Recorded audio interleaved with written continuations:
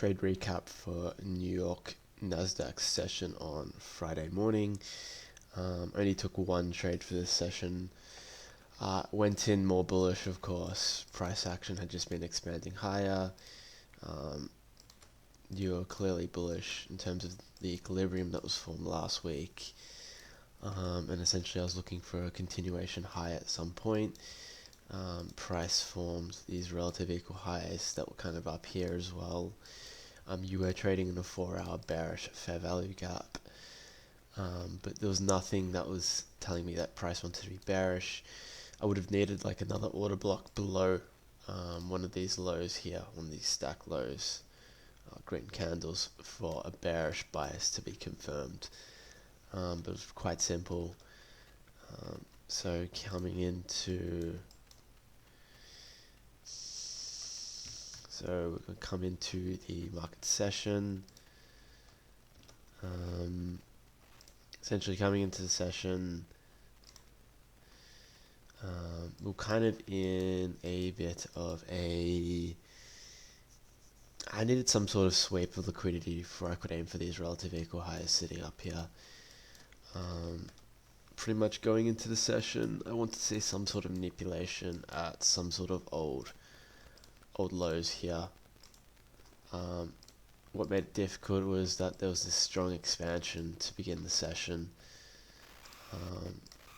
Strong expansion, didn't really see much to go for longs anyway here.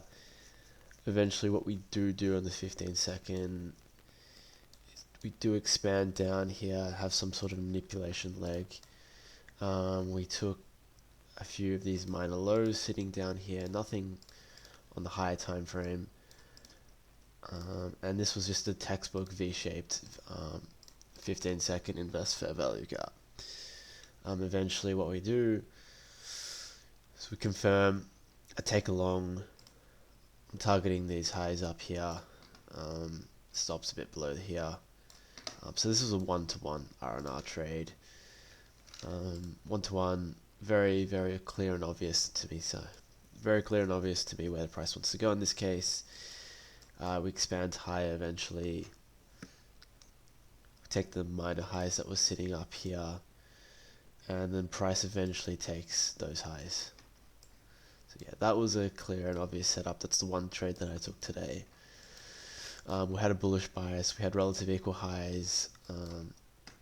Around New York Open, we had some sort of manipulation leg down to take some liquidity out, and then we had a assisted and a 15-second inverse fair value gap set up here. This was very clear and obvious to me, and this is the one thing I took for the day. Going into the rest of the session, I think there was a few other ideas that I saw which I didn't quite mind. I knew that the draw was definitely 670. There's some 4-hour highs that were sitting up here. The one other idea that I had was another 15-second inverse fair value gap. I wasn't a fan of this one. Eventually this one does work though, and price continues higher. But I didn't really see anything else during the session. I turned off my computer around 10 a.m. as well. So there was just one trade for the session. Eventually I do believe you do get another good 15-second inverse fair value gap once you take this main form of sell side here. You get this 15-second inverse fair value gap right here. There was a 30-second, and I think there's a 1 minute as well on this time frame, which worked quite nicely. Yeah, there's a 1 minute here after some sort of sweep in liquidity, and price does eventually deliver higher, and eventually we do come all the way up into that high. But yeah, kind of clear and obvious to me where price wanted to go.